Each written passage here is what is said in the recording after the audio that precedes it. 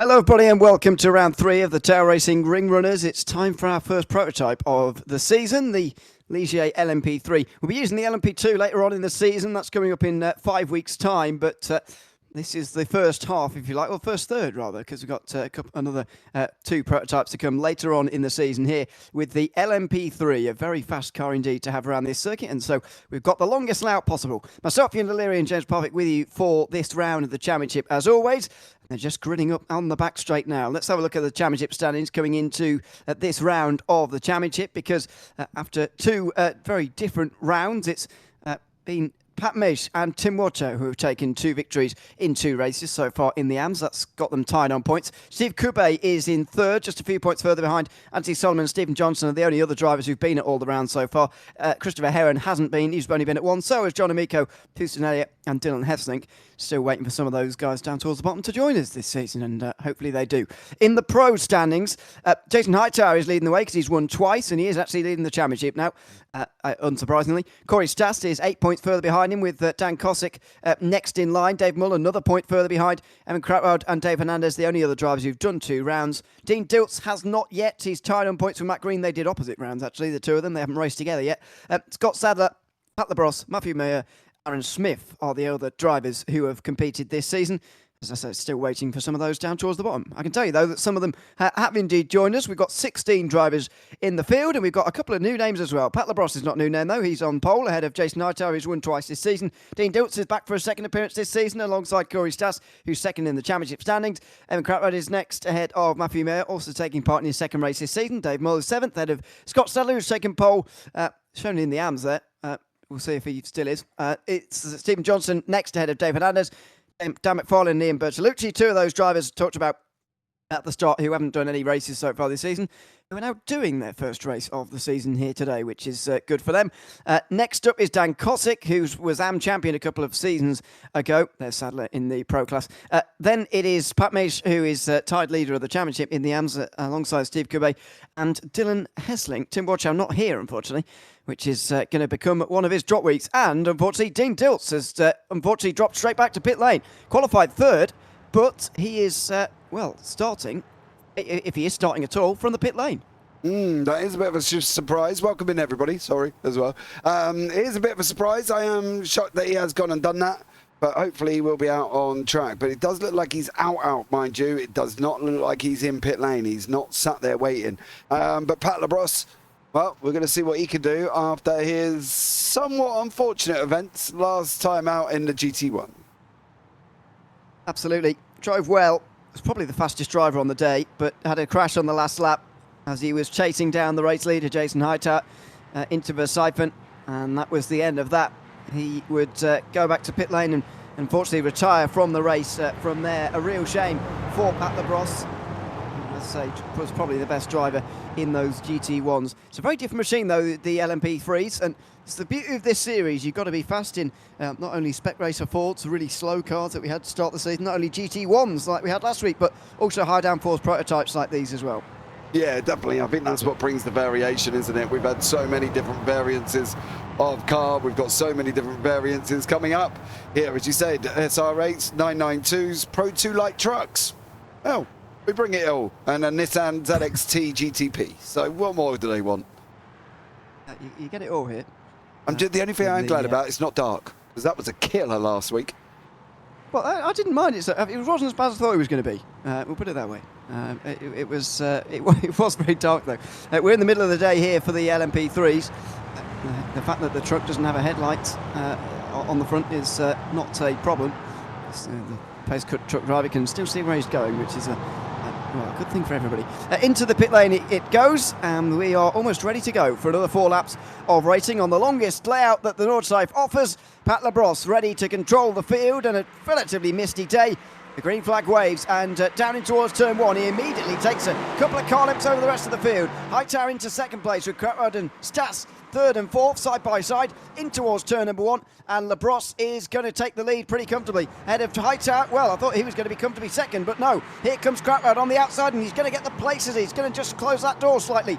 Through turn 2. Oh, slide as well from Hightower. Nearly snapped away from him there. He's going to go back down the inside again. not giving up, despite that car nearly getting away from him, not giving up at all, and he does win that second place back again. Yeah, everybody got away cleanly. I'm not quite sure. Scott Sadler lost a couple of places there in the stadium section, but he looks like they're all strewn across the track as well, which is going to be an interesting one. And Sadler, does he manage to hold on from Dan Kosick? Yes, no, possibly not. I don't know how this is going to work on the run down into Dunlop Curve. Let's see, still side by side on the way into the corner.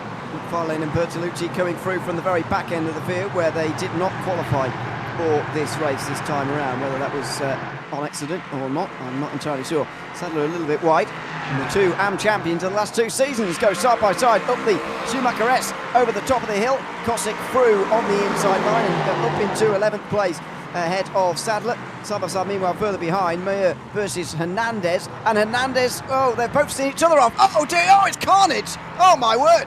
We haven't seen this action on the Grand Prix circuit for some time. 4 spinners in one go. Sadler, Hernandez, Coupe and Mish all around on lap 1. Yeah, not good. Unfortunately for them, we will have a look back as normal in our replay run-throughs later on. Corey Stas, though, has got a little bit of a gap over Dave Mole. Bertolucci is ahead of Stephen Johnson with Dan McFarland there as well. So I can tell you now, Dan McFarland, he has gone through over Stephen Johnson. Interesting news about Dean Diltz. There was a tornado warning and he had to duck and cover. There we go. Oh. Didn't know America were having tornado warnings at the moment. Well, clearly Dean Diltz had one because he had to drop and cover. So he had to jump out of his rig, turn it off, and go and hide under, probably in a bathtub or something, or under a table. I don't know. Maybe they've got a shelter. Let's all be real. They've got big shelters, haven't they, over it's there? more high tech than the UK shelter, natural disaster shelters, because we don't get any. No, well, we have, but the nearest one to me is down in Cornwall. Oh, I see. Right. Well, yes. I mean, flooding, I suppose, but it's nothing like America. No, definitely not. No, I'm not going to see my house relocated to another town. You know what I mean? Let's be real. Okay. Oh, south and Midwest. Okay. There we go. I did not know that at all. I should keep in touch with the world instead of doing this. Anyway, in towards Arenberg, they go into on the first lap. And Labrosse has already got quite a big lead, 2 seconds over Jason Hightower. Crowell, sorry, just ahead of Corey Stas here. It's all one long line. I can't help but feel that that load of spinning and that carnage, really, there's no other word for it, on the opening lap through the Grand Prix circuit has split the field apart a lot earlier than otherwise it might. And Dylan Hesselink now has made a mistake. He's going to get hit. Oh, that was going to happen. Sadler just broke a bit too late. Nothing wrong with his actual braking point there, but it was just the fact there was a car there. I know it sounds a bit strange, but in normal action, that slightly wide line would have been certainly totally viable one, but he was firstly unsighted slightly, and also just slightly wide. Hesselink couldn't move because it would have been even more dangerous for him to move, I suppose. And, well, he's been clipped. Sadler carries on. It looks like they're both carrying on, actually, but not an ideal moment for either of them. No, definitely not. Diltz is down in Indiana, apparently. Oh, somebody's in the... Yeah, somebody up at the background there. Pat Misch has been on and off the track. They're all getting a little bit spread out. Do you know what? That's the only thing for me is when we have carnage like that, or an accident, I should say, like that at the beginning, because it was carnage, but, you know, we'll keep it civil. I do find it just spoils everything that goes on after, because they all would have been so close together.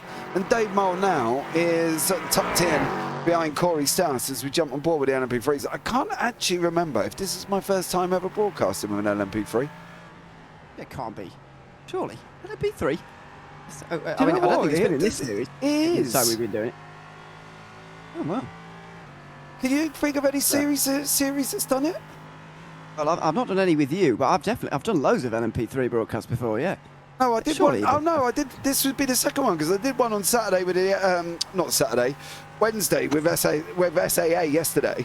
I don't even know what day I'm on. That was LMP3 and GT4, but this is the first. Strange if I've only done 2.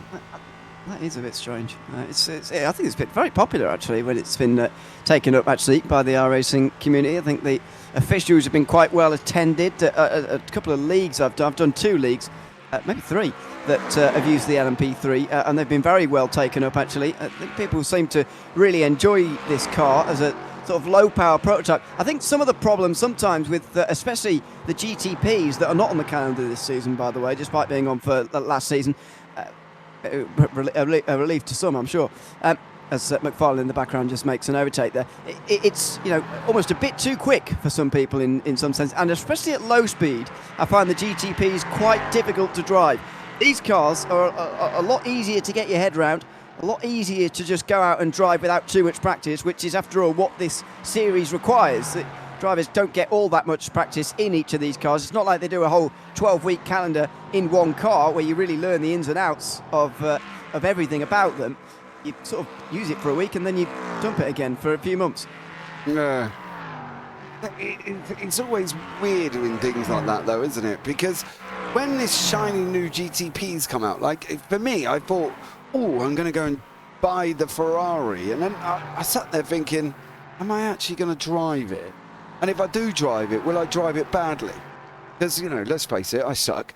And in the end, I didn't buy it because I just don't think I would have the physical time to buy it. You know what I mean? That's the thing. If you're going to get used to the car and drive the car, and get good in the car, then go and get the car. But for me, it wasn't worth it. Yeah, well, it's I think a good way to get into prototype racing. Although it has the added benefit of not actually having replaced the Radical, which I'm pleased about. Obviously, and enjoy a bit of Radical SR10 racing as it is in the officials these days. SR8 still knocking about as well, of course, but hasn't necessarily replaced that role of that car. As Pat Labrosse is off again. Oh no, he was leading this time round, and he's off through the Klein carousel. He was chasing down for the race win last week. He went for a spin, and now Jason Hightower is leading again. Oh, 2 weeks in a row for Labrosse. That must... Oh, dude, that's a kick in the teeth, isn't it? But I suppose on the upside, he's still got 3 more laps, really, to try and get it back here. As Dave Mole and Corey Stas are literally nose to tail going down the dot in a hoe. Insta's going to pull out. Doesn't look like there's a massive speed disparity between the two. North of 160 maybe. Stas pulls out, tries to get the run down under Bilston. He kind of did it at the right time. Well, a bit too late that time round. Looks like the slipstream's not that powerful in these cars. Down the Dottingham Hill that time round. See what it is next time, whether it was anything to do with the run that Corey Stas got, because he didn't quite see it that time. Dave Hernandez, meanwhile, drops past behind Steve Coupe, so it's clearly working for him to get up into 10th place, a bit further down in towards the Tiergarten. Yeah, there you go. Steve Coupe up in front of Hernandez suddenly. And that would have been slipstream on the long straight. Well, that's a bit wide as well, so Hernandez is going to get a much better run here.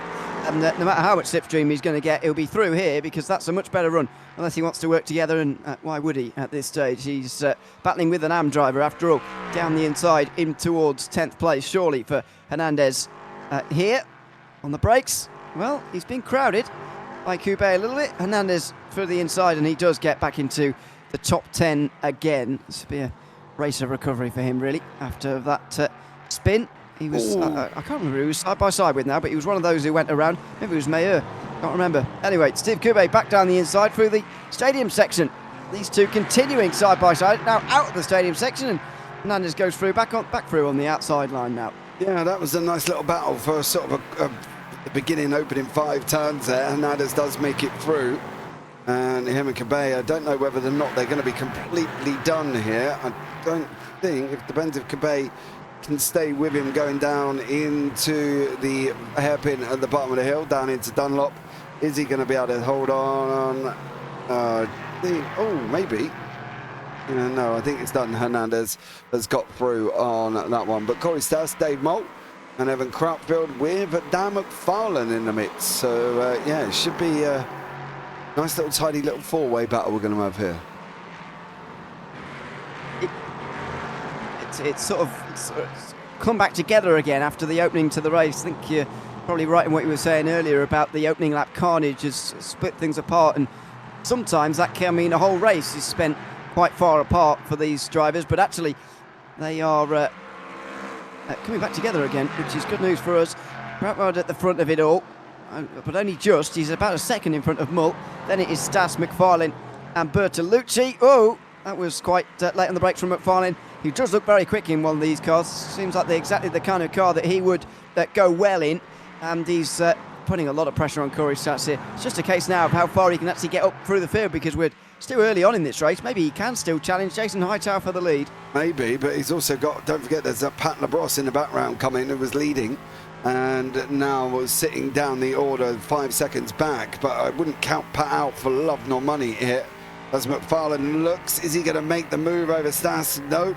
Over the crest they go, down the other side. He now pulls out again. He's trying to get that overspeed. Don't forget, we've got open setups. Don't forget, we've got mixed downforce and everything else. So a lot of people could be running the same. Coming into Arenberg now. McFarlane on the inside. Oh, he went in a little hot. Got it rotated. Crautfield's up in front. That's going to, or was that Dave Mole? Well, I think that might have been actually Mole's off in front.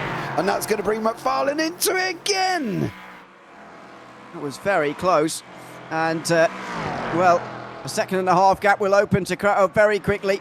McFarlane just can't find a way through there. He would certainly have been able to manage it if it was a straight, but on that run down the hill, you've still got these very gentle left and rights, which prevent you from getting anywhere, really. And McFarlane is stuck then in fourth place. Then it's Stas, then Bertolucci, sort of similar to McFarlane really, coming through the field after not qualifying, and seems to be on a similar speed right now. And they're all catching Hightower.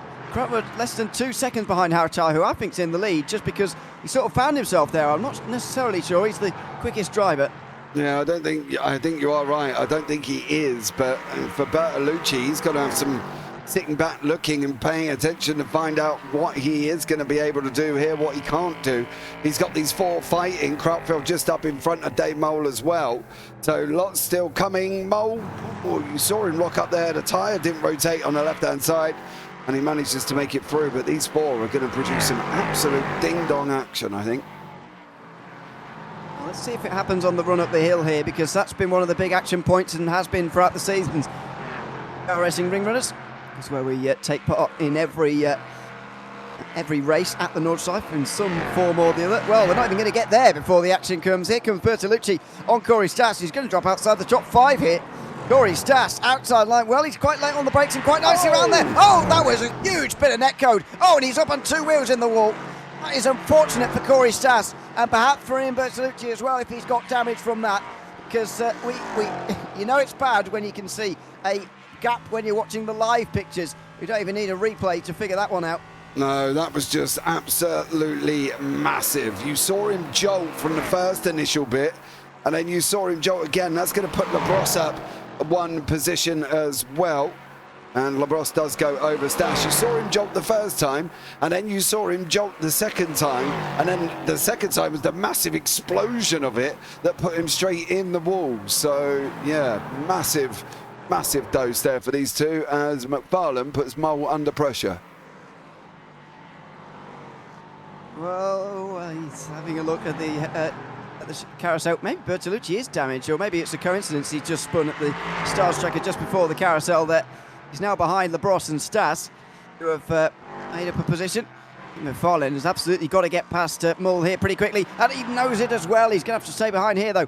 I think if he's in danger here of letting Crautfield get away with the race lead. I still think he's probably quicker, but that gap could get too large if he's not too careful. And Hightower, still defending at the front end of the field, is now less than a second's worth of a lead. He's going to be under pressure on the back straight. Yeah, he is, I think, as well, depending on obviously what the whole scenario is with setups and wings and who's running what and low and high and high. You know, let's not forget they're open. It's only fixed, obviously, when they get to Duck Week. So for the whole season, they're free to do whatever they like with the car. So that's why sometimes we saw a massive disparity. Last season, was it somewhere where there was like a 2-second makeup of speed? It was absolutely insane. It might have even been the season before, Mr. O'Leary. We've done so many. Don't ask me questions like that. Well, I thought you might have known, but clearly you're older than me with your brain on that one. I forgot you've got this goldfish memory like me. We barely remember what we did yesterday, let alone anything else. I haven't got a chance. Here comes McFarlane again in towards Schwab and well, no chance through there again. expected, really, through such a high-speed corner. There's barely any braking zone in the LMP3s. It seems as well that Crowd was a lot slower through the twistier section there. We'll just keep an eye on his gap to Hightower down the straight here, because if he's got a lot less downforce on, that'll be very interesting to watch. There's a bit of a difference there. McFarlane almost seems too close to Dave Mull here as he works his way out of Gowingcott now. Well, he's right up behind the rear wing already here, and that's all well and good, but what's he going to do now? Is he going to push Mull for a bit and then try and come through? He's going to have no slingshot if he does. Now finally he's going to try and do it, but this is going to be tricky. And Cratwell, by the way, is gaining loads of time on the straight, so he's clearly got a low downforce setup on, and McFarlane and Mull certainly haven't. They're quite evenly matched, and McFarlane is struggling to pull past here. Side by side, they're dead level now, pretty much. Mull just a little bit with his nose behind. McFarlane, with a slightly better run, is going to just almost fall over the line into third place, but that was not comfortable. It was not a big speed difference there, despite the slipstream earlier in the straight. No, it didn't look like they had hardly any difference, to be blatantly honest, between these guys, did they? It was literally just maybe one of them erring on the side of caution or dropping off down the hill or something like that caused, the overspeed. But yeah, it wasn't massive. Cabey has had an incident. Mueller's jumped back to the pit lane, and Stas has unfortunately had another bit of drama. So unfortunately, yeah, lots taking place over the first half of this. Our replay run through might be as long as the GTs the last time out. I'd be impressed, but it's possible at this stage, about halfway through in this 4-lap race, just over 8 minutes of a lap time. These guys are only up to a little bit slower than what the GT1s were, taking the shortcut through there. So maybe these LMP3s are a bit quicker than GT1s. I thought they'd be a bit slower, but they are seemingly just a tad bit quicker, although the lap times are slightly longer than what we had in last week's race. Wasn't the GT1s like 170, 180 mile an hour? I can't remember the top speeds. I would imagine they'd go faster in a straight line. Oh my God, we are rubbish. We only literally, that was like, I can't remember what it was either, fairly honest, but okay. I mean, yeah, according to Wikipedia, which is not the best source of information, but I'll give it you anyway. 200 miles an hour is the sort of very top what a GT1 could do. Now, that might be just taken away from the fact that a lot of the GT1s last week would have had more downforce on than they otherwise might do because of this circuit, and especially the lack of downforce they have generally. You'd put more on in GT1 here. I'd imagine, especially as well, actually, because those two cars made quite a long time ago. Engines and whatever were a lot more wasteful about 20 years ago, whenever that was made. We're much more energy efficient these days with LMP3 engines, especially, even though they still sound pretty good. Obviously, it's a normal, it's not hybrid or anything, but it is a more energy efficient engine, and I would imagine that it has a little bit less power and therefore is not quite as quick in a straight line, although we're not slow by any means. No, definitely not. Definitely not slow. I think, as I don't know, we talk about the history and the evolution of racing and cars as well. I don't know if they're better now or if they're worse now. Are they too electrical reliant? I.e., like on a F1 steering wheel, it's got like 32 buttons or something ridiculous along that lines. Do they take the ability away from the driver and give it more, sort of to the electrics? I think for me that it was watching, I think it was the Red Bull engine, and it was tuned to play Happy Birthday, and I sort of sat back thinking, if they can do that, surely they can just tune the car at the maximum engine revs it needs to go around the racetrack, can't they? Just with the driver turning left and right. I thought I saw the Renault that won a World Championship do that about in the mid 2000s. I think that's been a possibility for a while. Yeah, I think the best way to explain it is just that it's changed. I'm not really sure it's measurably worse or better, to be honest. It's just changed, and it's a different business. Meanwhile, McFarlane just trying to get down the inside of it, not quite able to do it. I think certainly at this level that it is a lot more old school in that sense. I'd say there's a lot less technology involved in sort of LMP3 racing. After all, you can buy these cars if you're rich enough. Can you? I won't be, but you could. How much? if you ever, loads, but you could. It's Oh my God. Privateer run. These are not all factory run cars in the real world in LMP3. You buy them, same as in LMP2. You buy them, and then you race them for a million gazillion pounds, obviously. But it's not totally high sophisticated stuff down here. I wouldn't say, but yeah, it's the F1s of the world and the hypercars of the world that is more technologically advanced than ever. But that's more humans doing good things or trying to in some cases. And yeah, I don't know. It's just different, isn't it? It's not. I don't think it's worse or better. Well, we can buy an LMP3, full LMP3 with drivetrain for €299,000. So if we get all the boys in with JPB, we all chip in, and then we might be all right. Well, yeah, we'd all be homeless, I think. But hey, it'd be worth it. Sleep in the car. Anyway, I don't know if we'd afford the entry fee, but it'd be worth it. Yeah. Obviously, that's not even factoring in running costs or whatever. Goodness me. And if you break it. Yes, great. Meanwhile, McFarlane here is getting a right toe job by Evan Krautwoud. He smashed their names together there. Evan Krautwoud, who's in second place. Look at this. Half a second less than up to Jason Hightower. Now, he's got such little downforce on Krautwoud here, but McFarlane surely is just going to get stuck behind him. And, I'll be interested to see if he tries to overtake in this twisty final sector, because it took Krautwoud lose 2 seconds last lap. Yeah, he must have made a mistake somewhere there for Krautwoud, because McFarlane's pulled him in at the same points. Oh, Krautwoud again has gone round. Oh, that back end's gone shooting off in every direction, and that LMP3. Well, it doesn't really look like anything at the moment, does it?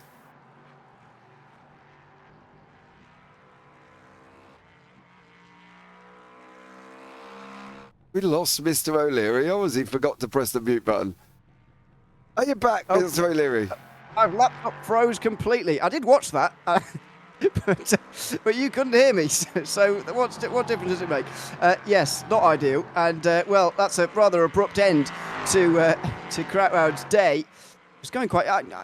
It's a disappointment as well, really, because I was looking forward to seeing the battle between a real low downforce LMP3. Clearly, he just decided that none of the downforce was worth it at all, and he just wanted to go fast on the straights, and fair enough. But he would have ended up against Hightower and McFarlane, who I think got fairly similar setups on, but obviously very different to Krautwoud. So that would have been a very interesting battle to watch, but sadly we're never going to get the pleasure of that. There's the danger, though, of having the low downforce on anywhere, really, but especially here. You've got to cope with it through the corners, and that's not easy to do. No, that's an extra careful thing, isn't it? You've got to let the car rotate itself. Oh, Labrosse, I can understand what. I bet you if he spins, when we go back and watch that spin he did earlier, that's exactly what he did. He popped out the climb, got the power down too quickly, and that car said no. Right? That's my prediction. We've not even watched it. But I think it could be interesting, because look at the time. Labrosse is pulling out on Mole. 2 tenths already. Yeah, he's going to be third. Yeah, I just can't see him catching the leaders unless they really fight. 4, 5. Oh my God, 6 tenths. 7, 8. He's in bad draft now as well. He's just going to. Oh my God, Mo might as well just be stood still. It's like a second 1.2. Wow. He got him on the straight. It's not over yet. It's still flat out right the way down here at the bottom of the hill. So yeah, maybe Labrosse is going to be a factor here. And if he's close, what are we going to say? If he's within 1.2 or so of the top 2, he might well have a chance to win at the very end. He is literally 1.2 back. He's pulled out 8 tenths in front. For 2 seconds, he's just cleared Mo on the run down the Dottinger through Tiergarten and coming down the main straight. He is. Oh blimey! I think these two up front could be in trouble here. Well, it's coming down to the Krautwoud thing again. If he loses too much time, it's especially annoying for him that the Nordsouth has its most difficult twisty section right before the long straight. It means that any gap that is just going to really grow for Labrosse here. No matter, best driver in the world is not going to keep up with Hightower and McFarlane on high downforce when you're on low downforce here. And Labrosse certainly, who's quite well matched with these guys week to week, is certainly not going to manage it, I don't think. So I think he might be just too far back, but he'll certainly be in a sort of finishing photo with them, if you like, at the very end. I think the debate between Hightower and McFarlane is not quite over yet either. They're only half a second apart, rather. And, well, this is going to be very close indeed between the two. McFarlane seems to be quicker, but he's got to make the overtake, which is the most difficult thing. Yep, it definitely is. But at the moment, I don't know if I'd worry about the overtake. I've got to be honest, with the fast flying Mr. Labrosse in the background there, I would worry about getting these cars to the end as quickly as possible. Don't mess around with each other. Just get on, get through the twisties, and then try and get him at the bottom of the dotting a hoe or something. Because at the moment, if Labrosse is going to close 2 seconds over them, that's going to bring him down to about 1.3 by the time they get on the dotting a hoe. He pulled out 2 seconds over Dave Mole over that short period of time. Well, I think Labrosse could well be a factor if these guys decide that they want to have a little bit of a battle here. Yeah, that is another factor. You've got to really balance these two things if you're one of these two here. Maybe they're going to agree to just let's work together here until Gabenkopf on the last lap, and then we fight it out after that. Because if they fight before then yeah, it could be Labrosse, the real one to benefit. Neither of them are going to benefit from a fight between now and Gabenkopf on this final lap. Well, this race is flying by, and despite a chaotic start, which normally just set the field apart, we are going to get a grandstand finish here. Jason Hightower rather given the lead by the sort of goings-on of the opening couple of laps. I don't want to take anything away from his speed because he is clearly quick, but he's not the quickest driver in the field this week, unlike what we saw at certainly week 1, I would say, where he was able to take the race victory. McFarlane wants to go through earlier than the very end of the lap, though. Doesn't want to leave it late. He'd probably be a little bit scarred from having trouble overtaking Mull on the back straight, and so wants to get it done early. Side by side through Schredenkreuz. Hightower doesn't want to give it up either because he knows that if he goes in behind, it could be difficult. That's really late on the brakes and pretty unstable under brakes from McFarlane, who's up over the curb and he's into the grass, and here comes Hightower back again. Down the back straight, they're going to be under real pressure here. They're going to flick to the right and the left and the right again as they just go side by side down the hill here, up in towards Adenauer Forest. This is going to be manic stuff. Oh, they're so close to contact again. Hightower goes round the outside and he holds on to the lead. Oh my God, how did they not crash? How did they not crash going down that hill? I expected them to come together. And what's worse is during that sequence as well, I don't know if Labrosse has got troubles, but his gap was actually going the wrong way. It was going out instead of in. It was 3.6 at the beginning of the lap. It's now 4.2. It actually went the wrong way, even though they were battling. He still couldn't close in. But, man, how they survived that, well done. That's all I can say on that one. Yeah, well, yeah. And to both, that is, not only Hightower for holding on to the lead in this race, but also to McFarlane for the respect shown there. Both of them for the respect shown. That's quite late on the brakes. Oh, and he's got it wrong. It just looked like he was too late on the brakes there, McFarlane. And now he's in the middle of the road, ready for Labrosse to come through. He's going to get second place. Oh, he'll be having flashbacks to last week. Mull will get through onto the podium. And McFarlane has thrown his chance away of the race win. He's spun again. Oh, no, he's got to reverse again. Bertolucci very nearly hits him. The arm leader now is going to be getting through here. Now McFarlane's reversing. What is he doing? He's reversing down the circuit. He's backing himself into the wall. He's going to lose his rear wing now. Oh, this is catastrophe for Dan McFarlane, who loses loads of time all in one go. And a rear wing. He lost all that time and he's lost the rear wing. Oh, this is just going to be a horrible lap for you, Dan. Oh, Christ. He'll retire, surely. Yeah, he did. Man, that was rough. He almost could have made it round where he was if he just chilled out a little bit. I think there was a little bit of rushing and a little bit of exuberance from McFarlane to get the car back on the track, and then he just backed it up, what looked like in anger, and just threw it straight into the wall. Crazy. He certainly could have rescued fourth if he'd have just got a little bit, more taken a bit more time to get back going again. He would have at least been fourth. But then again, if we're going to go back to all the what ifs and whatever, then you're going to go back to the initial spin itself. He'd have broken a bit later for Verstappen. He wouldn't have had the spin in the first place, and that much is true as well. He'll be kicking himself after that. But how's that for a bit of deja vu?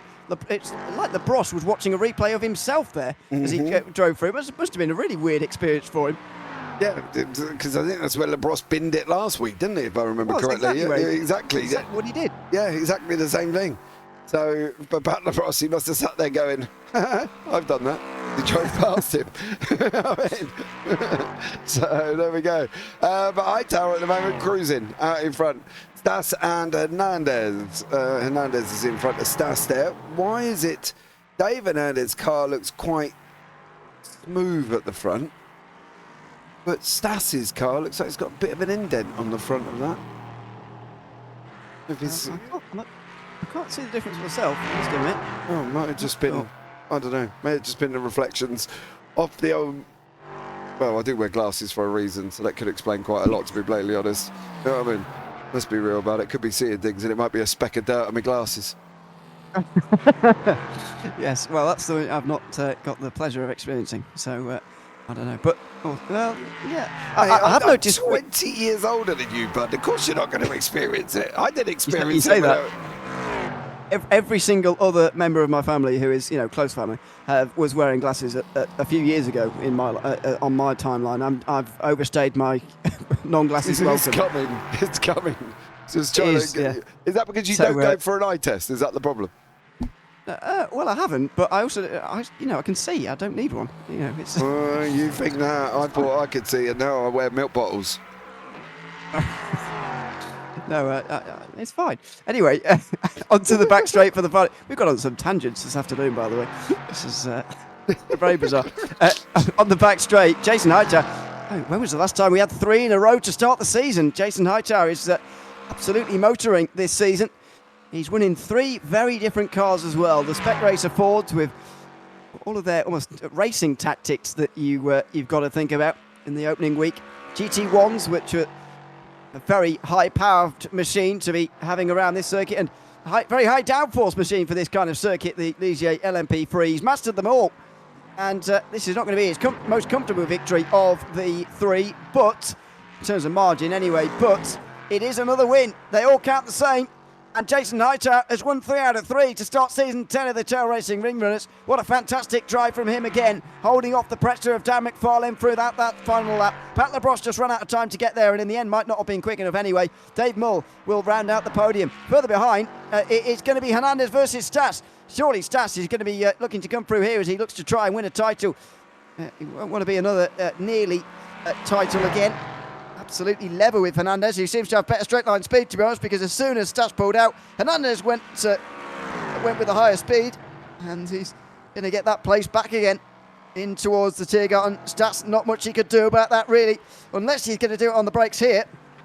He will have a look, but he won't go for it there, and he will have to settle for only 7th. Behind, by the way, Stephen Johnson, who's won in the AM class, top 5 from him today. And with Pat Mace down in 12th place and Tim Watchow not here, he'll take a big stride forward in the AM Championship. Yeah, it'll be a great run from Stephen Nat. Not at the most best of luck, but it seems to be could be on a bit of a turn for him now. We've got Scott Sudlow right the way around the racetrack. Pat Mace is a long way back. Round the other side. Well, he's halfway around the other side of the circuit, but not an ideal race for him. I don't think we saw what... I mean, other than the fact that he was caught in that driver spin on the opening lap. I don't think he had any other problem than that. Yeah, he did. Oh, okay. That would explain a lot. We'll have a look after. There was a lot going on in the opening lap there, mate. There was offs, ons, crashes, spins. Yeah, there was... Yeah. And then it kind of settles down from lap 3 and 4, but... Yeah, well, yeah, it did settle down a little bit, really, in that race. And also, compared to what you were saying at the start, and certainly lap 1, everyone, I suppose, we were a little bit fearful that it would be, big gaps to the very end of the race. Actually, it wasn't like that in the end. The front drivers especially converged, and we got a decent race for the win. And another dramatic moment on the last lap with a driver in second place who was clearly quicker than the leader at the time, both Jason Hightower in both cases in the last 2 weeks, and both spinning at the very same corner. I can't get over what a coincidence that is. Yeah, well, to be honest, I don't really know what to say. It's weird. It is weird. Maybe Hightower, I don't know. Was he playing Mario Kart? Did he throw out bananas? Did he drop some oil? Make them spin in the process. I don't know. Did he chuck a tortoise shell at them? Who knows? But they did it in exactly the same place, at exactly the same point, and exactly the same thing on the final lap. So, yeah. Something's obviously off with Hightower's car. Wow, that's... Oh, I don't know. Yeah, I know, but what else was I supposed to say to that question, Mr. O'Leary? I don't really know. Well, I know. It's just funny, isn't it? I just find coincidences that are, you know... There's obviously no other explanation other than the fact it is just a weird coincidence. But, you know, you can speculate anyway about what's going on there. It's a great start for the season, though, for Jason Hightower. There's no doubt about that. I mean, a pretty large victory, actually, in the GT1s because of Labrosse's crash on the last lap. Oh, hello. Nice bit sliding there. Because of that crash on the last lap for Labrosse, his winning margin was actually a bit inflated compared to what it should have been. And maybe this week you could argue it's slightly inflated as well, though it's still only 3 seconds. But it's difficult to overcome a start to the season like that. You know, 3 wins in a row is setting him a long way ahead, considering we're only 3 weeks in. Yeah. Be interested to see how he gets on next week, I think. That's going to be the thing, isn't it? There's so many different variances. You know, we go from this LMP3, and then we say, here, guys, there's the street stocks. Carry on. You know what I mean? Yeah. It's a weird makeup, isn't it, when you think about it? It's one of the few cars I've driven, actually, on the calendar, the street stocks. Yeah. Although not on the North Life, I must admit. That is a key difference, I suppose. Of course, unsurprisingly, perhaps, we are using the Nordschleife only in next week's race. Not going around the Grand Prix circuit at all until we come back again in 2 weeks' time, when we will be using the Porsche Cup car. That will be the first conventional car, really, that you normally see around this circuit. Finally coming out onto the track. I mean, we've got Porsche Cup, GT3 and TCR this season, of the ones you'd normally see in, you know, an event like the 24 Hours of Nurburgring, even in iRacing or in real life. You'd see those cars knocking about. Those are the only ones, really, the conventional ones that we're using this season. We're using some very strange ones in the meantime. Pro 2 lights, we've already mentioned today. The old GTP Nissan ZXT, which is very old these days. It's a very difficult car to drive on a normal circuit. It's going to be an even more difficult challenge when we get to that towards the end of the season as well. A lot to look forward to in the Tail Racing Ring Runners, but for now, we'll just enjoy the end of this race as Pat Mace comes over the line to complete the LMP3 round of Season 10. We'll have a look at the replays in a few moments after the race results. Oh my God, Pat Mace has a very large crash indeed. There you are, in towards turn 1. Well, that's a fitting way to end for him, I think, at the end of a difficult race for him. Jason Hightower wins for the 3rd week in a row, with this time ahead of Pat Labrosse, who manages to come home second rather than crashing from second like he did last week. Dave Mull joins him on the podium. Ian Bersalucci came from the back after not qualifying to finish 4th, ahead of Stephen Johnson, rounding out the top 5, winning the AM class. Dave Hernandez just outside the top 5, just ahead of Corey Stas. He had more straight line speed, which was the deciding factor in the end there. Dan Kosick finished 8th, ahead of Steve Kube and Dylan Hessling, who were on the AM podium. Dan McFarlane retired late on, as we know. Scott Sadler was a long way back towards the end of that race, as was Pat Mish, as we were following him over the line. Evan Craud and Matthew Mayer will get the points for at least completing half the race, but Dean Diltz obviously not, because he had to take cover, unfortunately, towards the start of the race. We believe he's okay, though, I think. This is the opening lap, then. I want to try and figure out where this all started, really, because 4 went off eventually. I think Hernandez might have been involved in the initial contact, but maybe that's 5 who've gone around, actually. Maybe I miscounted initially. So side by side, Hernandez on the outside. He gets swiped by somebody on the inside there, and now he's sat in the middle of the circuit. Yeah, I thought it might have been. So, it's just an honest losing of traction, I think, for him. Slides straight into Hernandez, and then everybody else has to get involved. And unfortunately, it's all a little bit dramatic. Let's see if we can catch that off board. But it starts at he's already sliding. Then he hits Hernandez.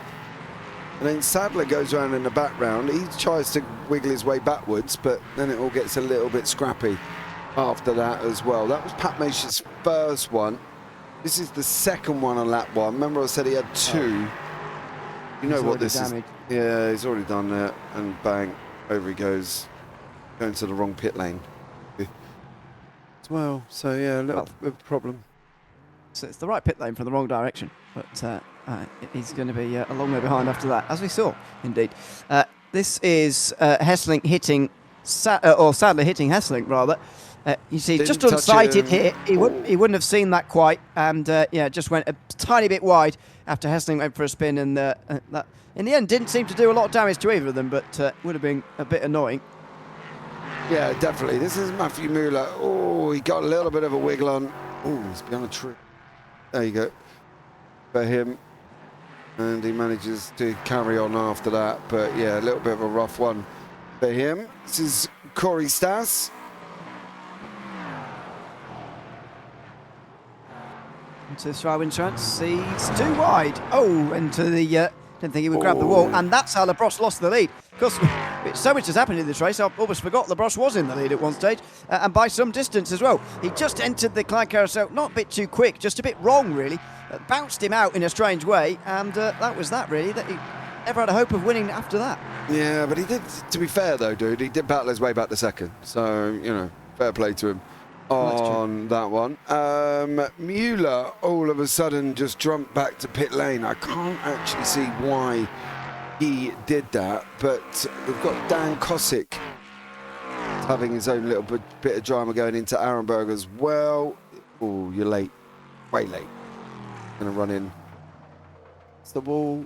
Yes, he doesn't grab the wall, but Steve Cabay, well, that looks like he does more of a bit of a damage than that. Well, let's see how he managed it into the carousel. He's just in behind Hernandez on the rear brakes. That's all sorts of... Well, you don't often see people getting in the wall there.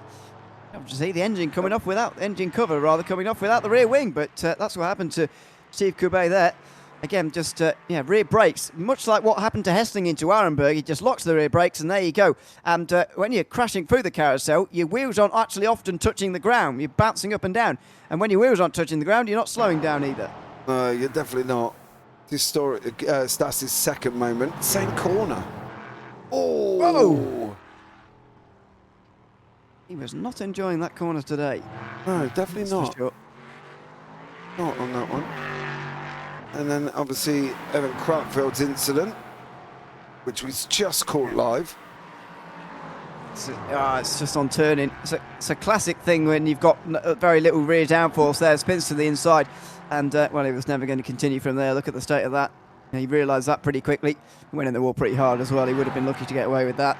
And this is the moment at the very end of the race. The moment that will, well, be remembered for all the wrong reasons for Dan McFarlane. We were riding on board with the time, and I could just see that he'd broken too late from a long way out there. You know, you can't, as we've seen in the past in these replays, you can't force the rear brakes to do things they don't want to do, particularly in this car. And that's exactly where McFarlane fell afoul there. Yeah, and then it was just a bit of a rough going after that, wasn't it? He was trying to get it back on track. He had time to turn then, and then he goes down, and then he underestimates it and goes and knocks his wing off, and then just down the road, of course, there was more moments for Dan, and then he ended up jumping back to pit lane. This was just under braking, around the corner he goes, and unfortunately for him, he's got no grip on a car, and that's the end of that. Steve Gabay being the last one here as well. It does look like he's got his car back together, and then unfortunately goes in sideways. That is a strange thing at such high speed in these cars. What on earth was going on there? Did he brake? That's my fear. Oh, he hit a bump. Yeah, well, he wiggled for some reason. Might have been a bump, might have been, well, could have been anything, but he wiggled, and watch. And that was the end of that. So yeah, as I say, it's very normal. You've got to keep things very smooth in this car, especially at high speed. Otherwise, you'll be in big trouble, like we just saw here. But normally, when you turn it in at high speed like that, you do expect to just be able to trust it. But there's the bump, yeah, and there's the counter steer. Well, it was required in the end, but there's the bump and spins to the inside. But bizarre, he was the only person to do that in that case. Yeah, we've never seen a bump like that. That was so bizarre. Like, why all of a sudden would there be a bump in the middle of the circuit that shot him up there? Very bizarre. But that was the end of that one. Yes, that's the end of the replays, and another round done here in the Tail Racing Ring Runners here in the LMP3s. Nothing much else to say other than a great start to the season for Jason Hightower, and everybody else needs to get their act together to try and chase him if they're going to prevent him from becoming champion this season. Yes. That's laying down the gauntlet, isn't it, Mr. O'Leary? Boys, get your act together, will you? You just ain't good enough. Yeah. Right, it is early in the season, to be fair. It's very difficult for us to say really anything meaningful about the championship, especially in the first 3 rounds. Maybe after next week we can start to get a bit better of a picture when we can start to count drop weeks and it makes a bit more sense. But before then, it is going to be difficult to really work out. But so far, if Hightower continues on like this, then he's certainly not going to be caught. You wouldn't have thought he's going to win every race this season, but we'll see about that. Next week at the Street Stocks, another, as you said, very, very different car indeed for us to use in the Ring Runners this season. To mark 4 very different cars in the first 4 rounds, to be honest. And you could argue that goes on for some time. So make sure you join us again in 1 week's time. For that, it should be another great round. I've been Ewan Louis alongside James Parfitt. Until we see you in 1 week's time for that Street Stocks round of the Tail Racing Ring Runners, it's goodbye for now.